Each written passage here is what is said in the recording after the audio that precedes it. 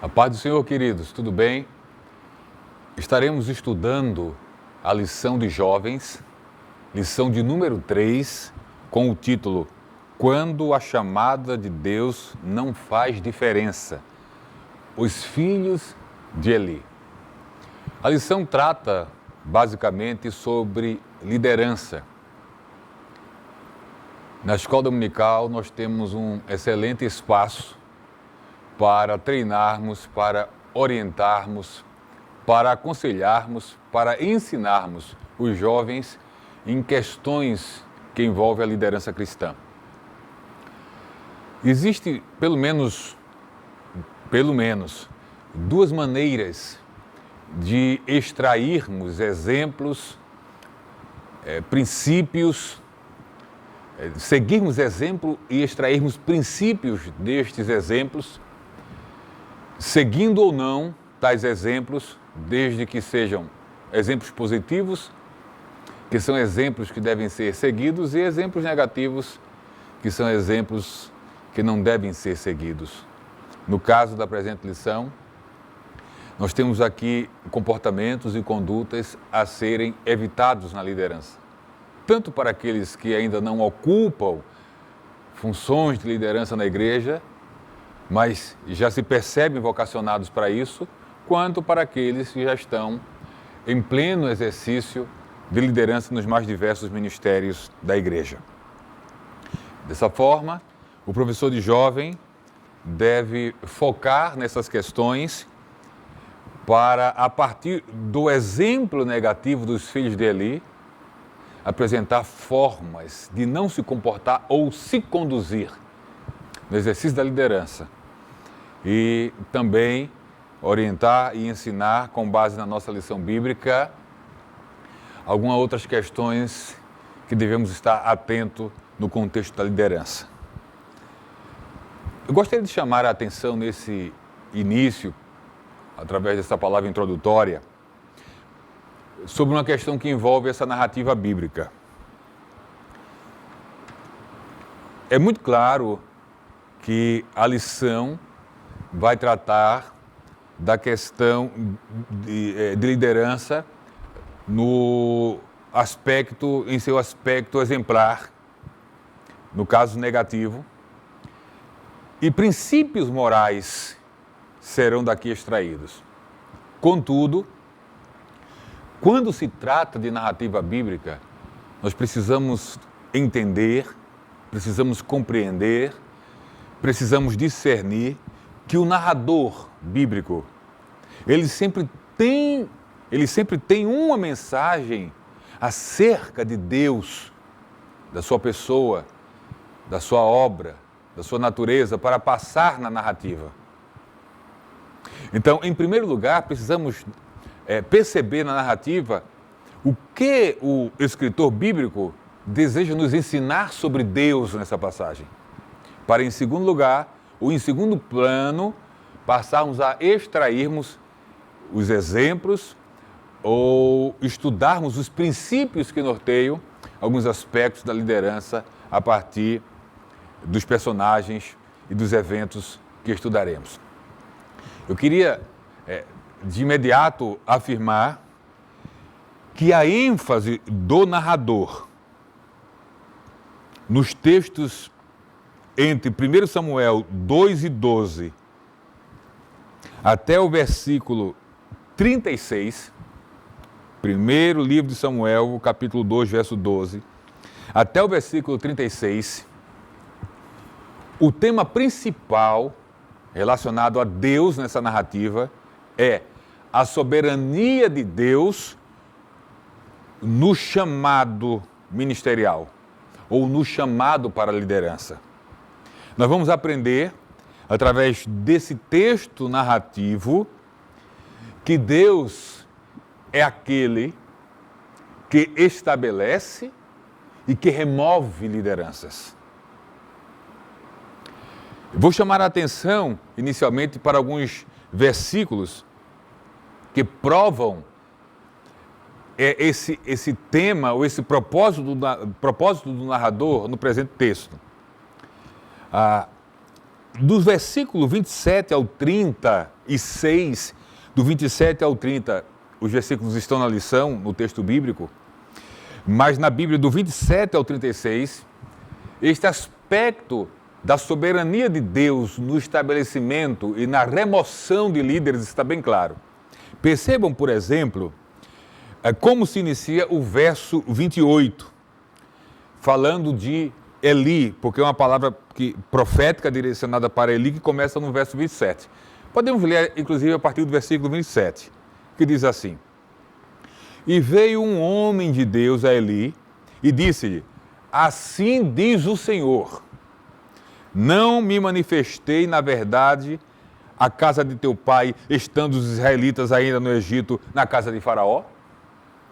E aí o verso 28 fala-nos da soberania do Deus que escolhe aqueles que ocuparão funções ou posições de liderança. E eu os escolhi dentre todas as tribos de Israel para sacerdote, para oferecer sobre o meu altar, para acender o incenso e para trazer o éfode perante mim. E dei à casa de teu pai todas as ofertas queimadas dos filhos de Israel. Então, no versículo 28, o narrador nos fala sobre a soberania do Deus que estabelece lideranças. O estabelecimento do sacerdócio pode ser revisto por aqueles que nos assistem em Êxodo 28, 1 a 3. A instituição do sacerdócio como uma orientação ou uma ordem, melhor colocando, de Deus para Moisés. A instituição do sacerdócio, entre outros textos bíblicos, pode ser encontrada em Êxodo 28, 1 a 3. É Deus, em sua soberania, graça e misericórdia, que estabelece líderes. Nós vamos aprender na lição que, em sua soberania, Deus não apenas estabelece líderes e aprova a liderança desses líderes, mas esse mesmo Deus é o Deus que reprova a conduta de alguns dos líderes que não se alinham à sua vontade e palavra e os destitui das funções que estabeleceu. Sobre isso, por exemplo, nós vamos ler no versículo de número 30, um texto muito forte, muito contundente, que diz assim: Portanto, diz o Senhor, Deus de Israel, na verdade tinha dito eu que a tua casa, o Senhor está falando ainda para Eli, e a casa de teu pai andariam diante de mim perpetuamente. Porém, agora diz o Senhor, longe de mim tal coisa, porque aos que me honram, honrarei, porém os que me desprezam serão envilecidos ou envergonhados, ou abatidos, ou humilhados. Que coisa séria é essa? Não. O Deus que em graça, misericórdia e soberania estabelece líderes ou lideranças, mas esse mesmo Deus que estabelece, que abençoa, que aprova, é o Deus que, à medida do desvio da liderança estabelecida por ele, da sua vontade, é o Deus que reprova e que deixa de abençoar e que remove esses líderes estabelecidos.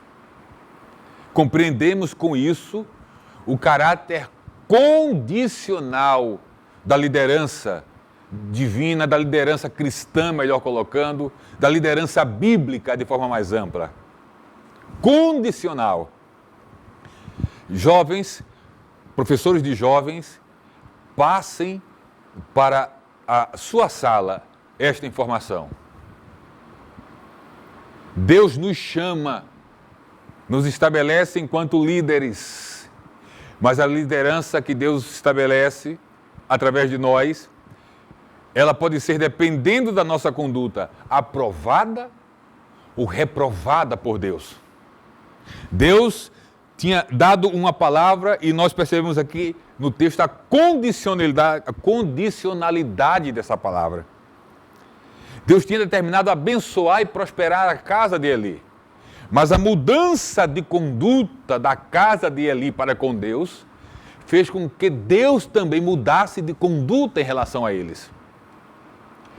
Dessa forma, a promessa de bênção, condicionada à obediência daquela família de sacerdotal, foi transformada em uma reprovação de Deus, que na palavra registrada diz assim: agora, diz o Senhor, longe de mim tal coisa, não vou mais abençoar, não vou mais tornar perpétua, não vou mais abençoar perpetuamente, nem estabelecer perpetuamente o sacerdócio no contexto da tua casa, porque eu honro aos que me honram. E aquela família sacerdotal tinha desonrado a Deus. Se honrarmos a Deus no curso do nosso Ministério de Liderança, Deus nos honrará grandemente. Se o desonrarmos e não nos arrependermos disso, e não nos convertermos dessas nossas condutas que desonram a Deus, Deus nos reprovará no contexto da sua liderança ou da liderança estabelecida em nossas vidas por sua graça, misericórdia e soberania. Então, o tema principal da narrativa é a soberania do Deus que estabelece, mas que também remove ministérios e lideranças. E agora, nós vamos seguir para, nesta narrativa, extrairmos alguns exemplos práticos de como não fazer ou agir, ou se comportar no exercício da liderança. É agora que entra, de forma mais específica, a questão que envolve os filhos de Eli, onde nós encontramos no texto bíblico de 1 Samuel 2, a partir do versículo 12. E no primeiro ponto da nossa lição, envolvendo também o segundo ponto da lição. 1 Samuel capítulo 2, versículo 12, nos diz algo sobre os filhos de Eli. Primeiro, diz que eram, porém, os filhos de Eli, filhos de Belial, ou filhos do mal, ou filhos da iniquidade. O termo hebraico traduzido por Belial vai significar algo sem valor, imprestável. Então eles eram filhos de Belial. A natureza deles ainda era aquela natureza voltada para si mesmo, para o egoísmo, para a satisfação dos próprios desejos e prazeres, aquela natureza que em nada busca a glória de Deus, aquela natureza que não honra e que não respeita a oportunidade e o privilégio de poder servir a Deus no sacerdócio. Então eles eram filhos de Belial. Mas há uma segunda coisa e muito importante que 1 Samuel 2:12 nos fala acerca dos filhos de Eli. Eles não conheciam o Senhor. Ló e Adu é Yahvé. Ló e Adu et Yahvé. Não conheciam o Senhor. Yadá, de onde vem Yadu, no hebraico, fala daquele conhecimento experiencial, pessoal e relacional. O sentido aqui de que eles não conheciam o Senhor não é um sentido de conhecimento teológico, de conhecimento racional, cognitivo. Não. Esse conhecimento aqui era de filhos que nunca tiveram um relacionamento com Deus, intimidade com Deus, proximidade com Deus. Não conheciam, não tinham experiência real e pessoal com Deus.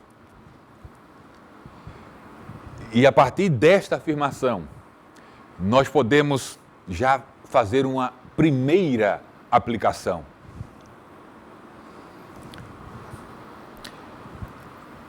Considerando a própria lição, nós aprendemos que no exercício do ministério é preciso termos ali pessoas com uma experiência real e pessoal com Deus. Eli era um sacerdote que teve experiência com Deus. Seus filhos não. Nos dias de hoje acontecem as mesmas coisas. Líderes que tiveram experiência com Deus, com filhos no ministério que nunca tiveram experiências com Deus.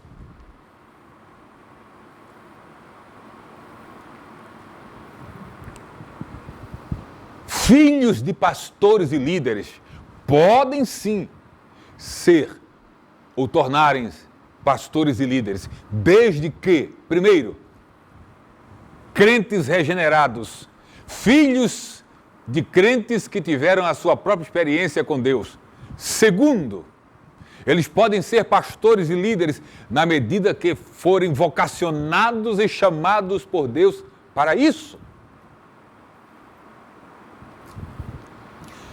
Muitas tragicidades, muitas dificuldades, muitos problemas no ministério nós temos na atualidade em razão de jovens que foram colocados no ministério. Alguns sem nunca terem tido a experiência pessoal com Deus e outros sem o chamado de Deus para o exercício do ministério. E nós aprendemos pela palavra, nesta lição, que mais cedo ou mais tarde, esse não conhecimento de Deus e essa não vocação de Deus se manifestará, se revelará de forma trágica. O ministério sacerdotal era um ministério hereditário. A partir do estudo da sua instituição em Êxodo 28, 1-3, nós aprendemos isso. Mas famílias poderiam ser destituídas, como esta família, nós vamos ver, viria a ser. Do grande privilégio e honra de servirem no ministério sacerdotal.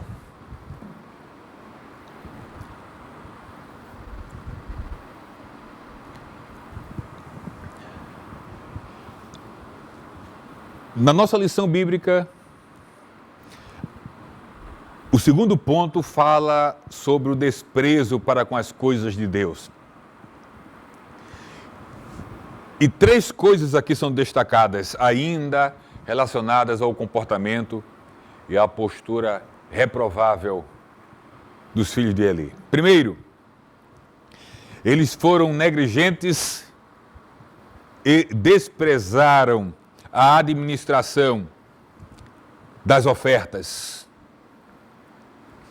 Do versículo 13 até o versículo 16, nós encontramos isto na narrativa bíblica. Eles administravam as ofertas que eram trazidas para o sacrifício em benefício próprio. Aquilo que deveria ser administrado segundo a orientação de Deus, e Deus já tinha determinado a porção dos sacerdotes, mas eles queriam mais. Uma outra dificuldade que enfrentamos na liderança é quando essa liderança envolve administrar dízimos e ofertas e não se administra com equidade, com verdade, com lisura e com transparência. Um dos grandes escândalos que tem envolvido líderes em nosso país e fora dele são escândalos que envolvem as finanças da igreja. Todo líder, pastor, segundo a determinação dos ministérios e da igreja, recebe uma porção para se manter, para viver com sua família em dignidade. E todo pastor e líder deve se contentar e dar graças a Deus por isso.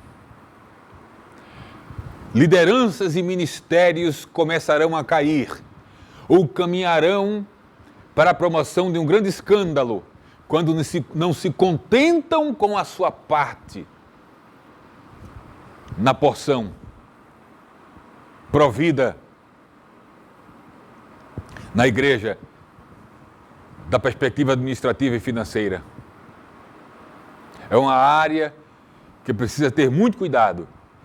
E os nossos jovens na escola dominical precisam aprender isso, para não caírem no erro da má administração dos recursos, aqui no caso representado pelas ofertas que serviam ao sacrifício.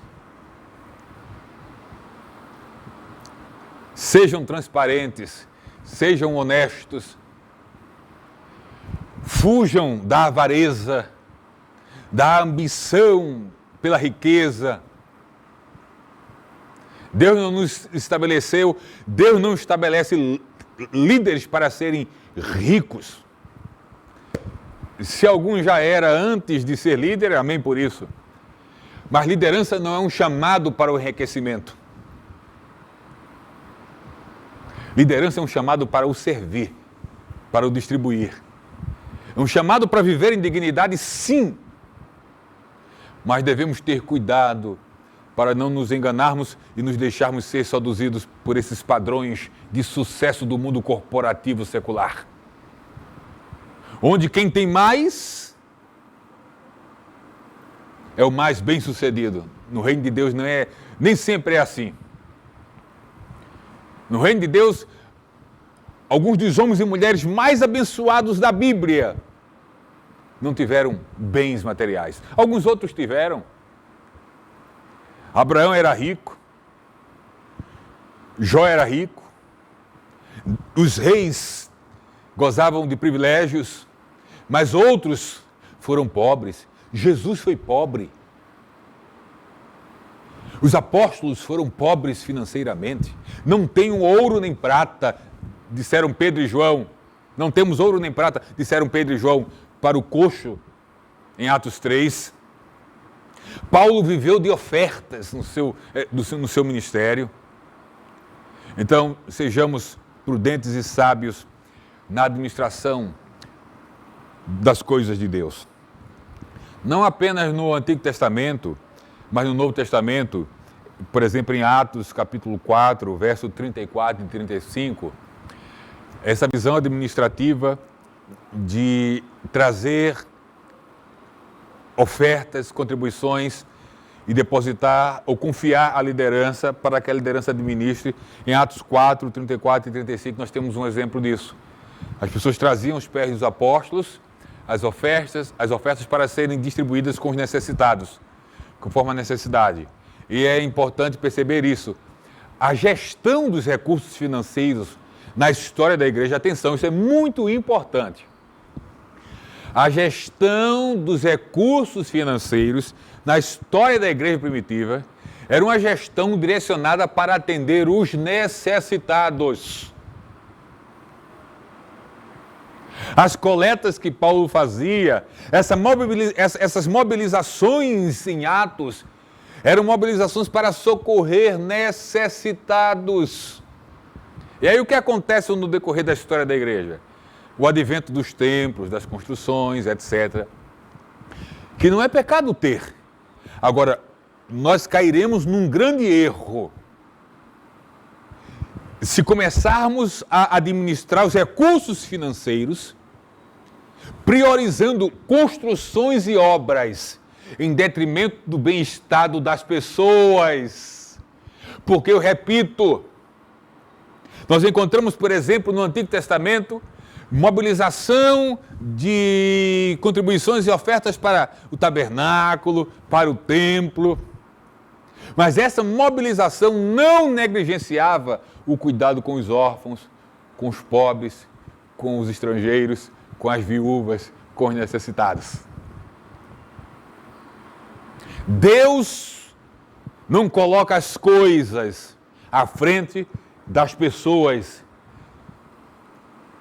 Se desejarmos e quisermos caminharmos na direção de sermos bons gestores dos recursos de Deus, em primeiro lugar, devemos nos contentar com a nossa parte e nunca querer nada além.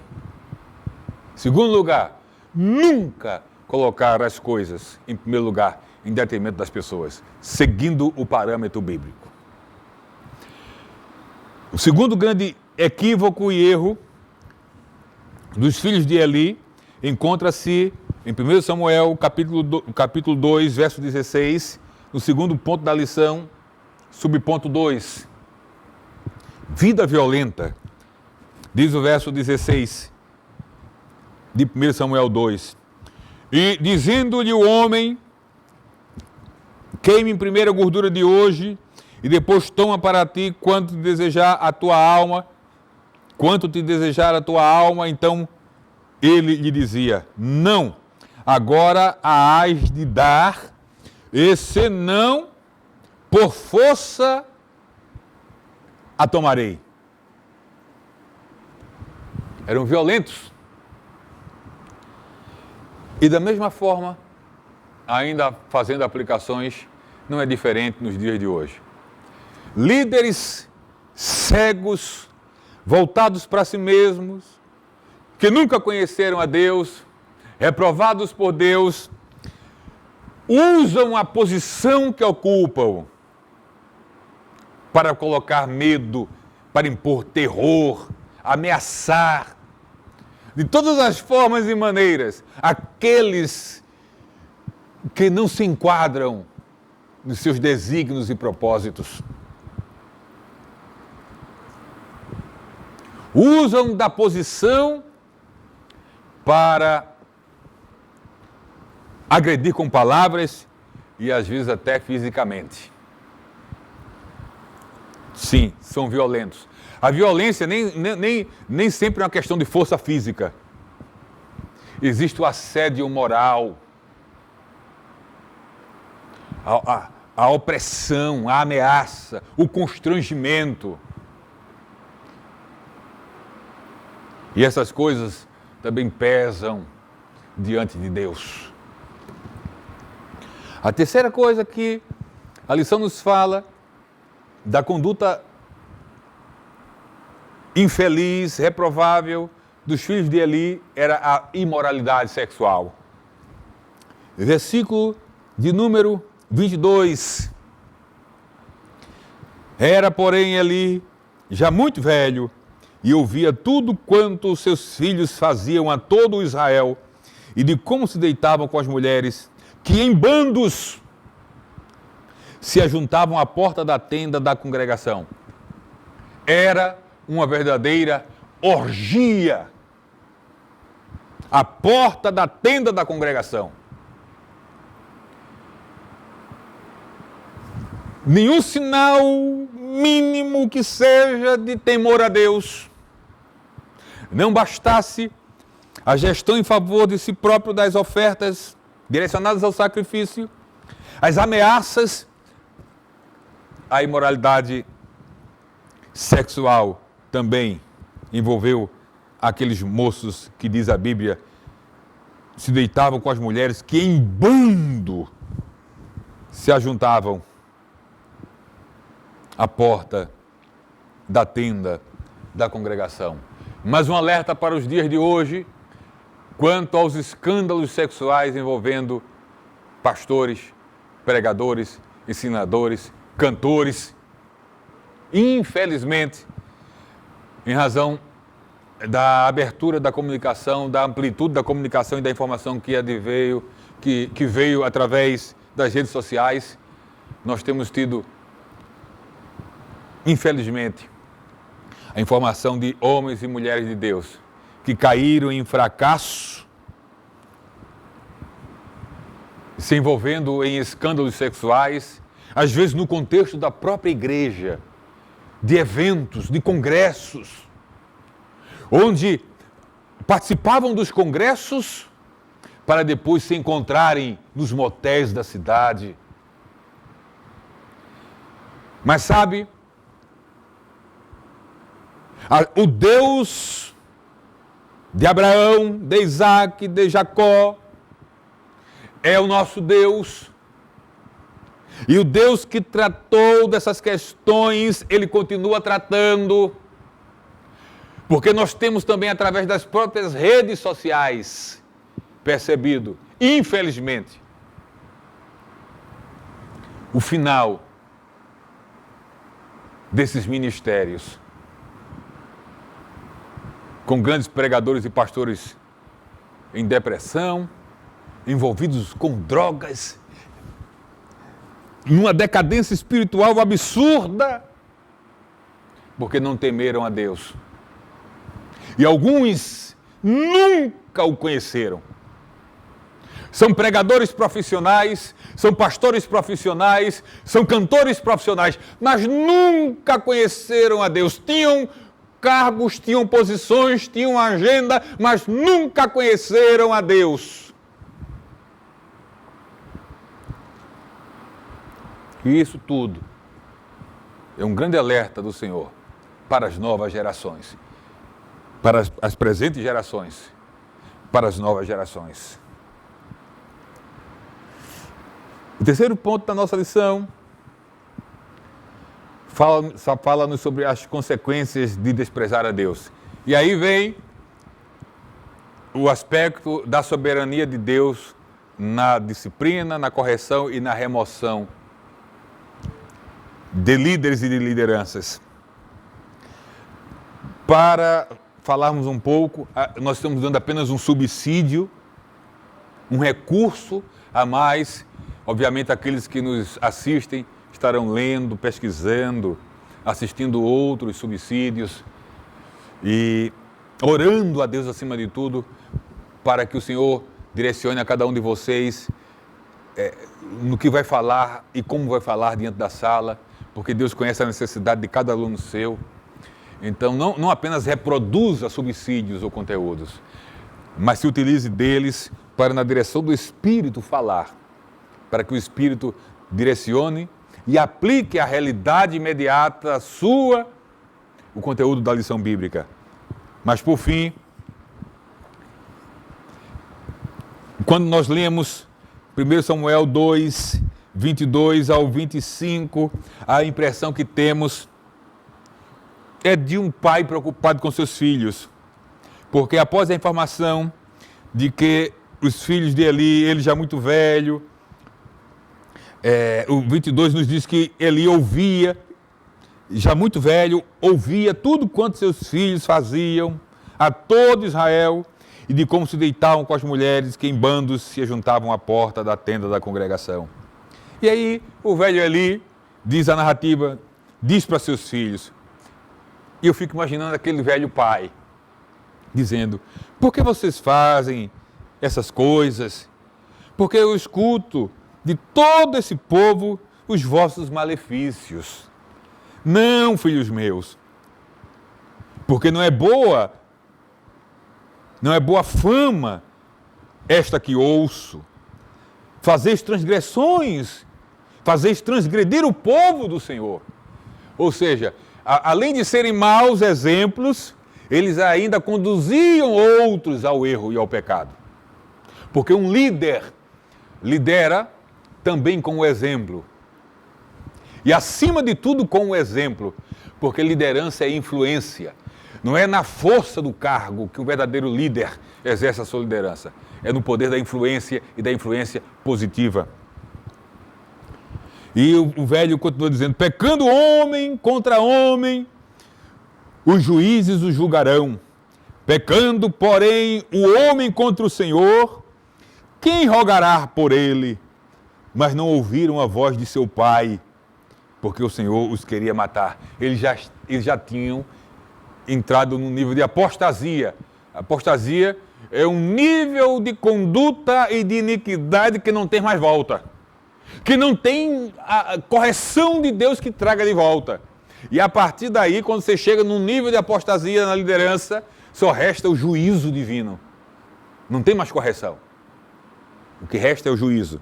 E lendo esse texto, a gente tem uma ideia inicial, e isso pode ter acontecido, eu vou deixar isso aqui para vocês discutirem em sala, que o velho Eli, de forma sincera, tentou alertar e aconselhar seus filhos. Com essas palavras, nós poderíamos excluir a responsabilidade de Eli da conduta em relação à conduta dos seus filhos. Porém, quando nós avançamos no texto, nós percebemos que em algum momento Eli se tornou conivente ou negligente, não impôs a autoridade, Eli falhou. E onde nós comprovamos isso? A partir do verso 27. E eu faço questão de ler o texto bíblico e comentando na medida da necessidade. 1 Samuel 2 e 27, estamos no terceiro ponto da lição, quando o profeta o homem de Deus vai até Eli e diz assim, e veio o homem de Deus a Eli, verso 27, repito, 1 Samuel capítulo 2, e disse-lhe, assim diz o Senhor, não me manifestei na verdade à casa de teu pai, estando os israelitas ainda no Egito, na casa de Faraó, Deus se manifestando, graça. A iniciativa de Deus é graça. E eu escolhi soberania dentre todas as tribos de Israel para sacerdote, para oferecer sobre o meu altar, para acender o incenso e para trazer o éfode perante mim, e dei à casa de teu pai todas as ofertas queimadas dos filhos de Israel. E aí vem um termo pesado. Por que dais coices? Por que vocês agem como um animal ou animais, dando coices contra a minha oferta de manjares que ordenei na minha morada? E agora vem a censura de Deus, Eli. Atenção agora, é onde eu queria chegar. E honras a teus filhos mais do que a mim. Agora entra aqui a culpabilidade de Eli no processo que nos textos que nós lemos do verso 22 ao 25 parecia não ter. A responsabilidade de Eli pelas circunstâncias. E honra a teus filhos mais do que a mim, para vos engordardes do principal de todas as ofertas do meu povo de Israel. Agora Deus chama Eli também a responsabilidade, falando de sua conivência com o processo. E diz, e aí vem aquela frase, aquele texto que nós falamos do início, da soberania de Deus que abençoa, que promete, mas que suspende a bênção e revoga a promessa em razão da mudança de conduta daqueles a quem ele confiou posições de liderança. Portanto, diz o Senhor, Deus de Israel, na verdade, tinha dito eu que a tua casa e a casa de teu pai andariam diante de mim perpetuamente, porém agora diz o Senhor, longe de mim tal coisa, porque aos que me honram, honrarei. Porém os que me desprezam serão envelhecidos ou envergonhados, ou desprezados ou humilhados. E aí o verso 31 continua, eis que vem dias em que cortarei o teu braço. Braço significa poder. E o braço da casa de teu pai, ou autoridade também, para que não haja mais velho algum em tua casa. E verás o aperto da morada de Deus em lugar de todo o bem que houvera de fazer a Israel. Nem haverá por todos os dias velho algum em tua casa. O homem, porém, que eu te não desarraigar do meu altar, será para te consumir os olhos e para te entristecer a alma, e toda a multidão da casa morrerá quando chegar a idade varonil. Que juízo! Não haveriam mais velhos naquela família. Os que nasceriam, morreriam ainda jovens. E o verso 34, e isto te será por sinal, a saber, o que sobrevirá a teus dois filhos, a Ofni e a Finéias, que ambos morrerão no mesmo dia. E, praticamente fechando, e eu suscitarei para mim um sacerdote fiel, que procederá segundo o meu coração e a minha alma, e eu lhe edificarei. E eu, perceba a primeira pessoa, a soberania divina, e eu suscitarei para mim um sacerdote que procederá segundo o meu coração e a minha alma, e eu lhe edificarei uma casa firme, e andará sempre diante do meu ungido. Nós aprendemos com isso, que se nós falharmos, negligenciarmos a liderança que o Senhor nos confiou, se nós desonrarmos a Deus, Deus não apenas nos removerá da honra e dos privilégios e das bênçãos nos concedidas, mas levantará outros em nosso lugar, para cumprir com a missão que nós não cumprimos em fidelidade a Deus.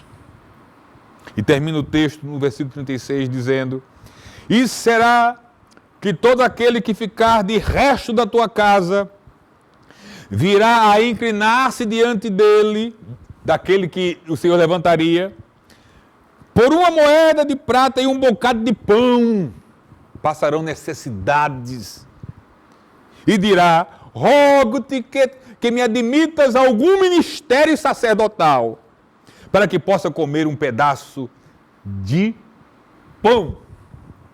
Aleluia! Aleluia! Não pela miséria que sobreviria, aleluia, pelo fato da revelação divina, do aprendizado divino com esta lição. Porque, escute, aquela família sacerdotal tinha uma porção garantida por Deus. E eu quero falar pelo Espírito a todos aqueles que me assistem nessa hora, que o Deus que chama é o Deus que sustenta, é o Deus que provê, é o Deus que manda, é o Deus que providencia. Deus estabeleceu para o ministério sacerdotal uma porção dentre todas as tribos de Israel. Eles trabalhariam exclusivamente no sacerdócio, mas haveria uma porção para eles. Mas foi uma porção que dava para que eles vivessem em dignidade e que servissem em dignidade, sem escassez e falta de nada. Eles não se contentaram com a porção, como já vimos. E no final de tudo, Deus diz: os que sobreviverem, os que ficarem da tua casa, vai ter um tempo que vão procurar o sacerdote, clamando, pedindo, implorando, rogando a admissão a algum ministério sacerdotal. Por favor, me permita fazer alguma coisa pertinente ao ministério sacerdotal, para que a gente possa ter um pedaço de pão.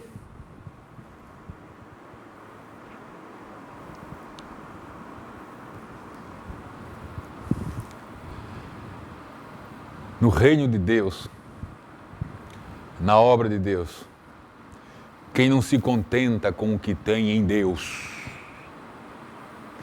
e o que temos em Deus é suficiente, pode acabar sem nada. Honre jovens, professores de jovens, ensinem isso em nome de Jesus. E os jovens que nos assistem, abram o vosso entendimento para isso em nome de Jesus. Honrem sempre a Deus na vossa vocação ministerial, que Deus sempre vos honrará, não vai faltar nada. Mas também não desonrem a Deus.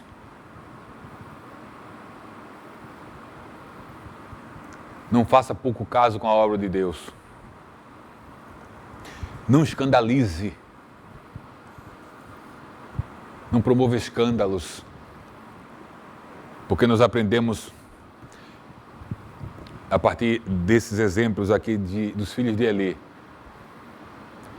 que o Deus que abençoa é o Deus que corrige, o Deus que aprova é o Deus que reprova, o Deus que estabelece é o Deus que remove. Porque nós cremos num Deus que honra aos que o honram, mas que corrige os que o desonram. Que Deus abençoe a todos vocês e com temor e tremor continuemos a ensinar a palavra de Deus, a viver a palavra de Deus, para, no chamado de Deus na nossa vida, como professores, como pastores, como os líderes, possamos desfrutar do melhor de Deus para a nossa vida. Um grande abraço em todos e que o Senhor Jesus continue vos abençoando. Até a próxima, se Ele assim nos permitir.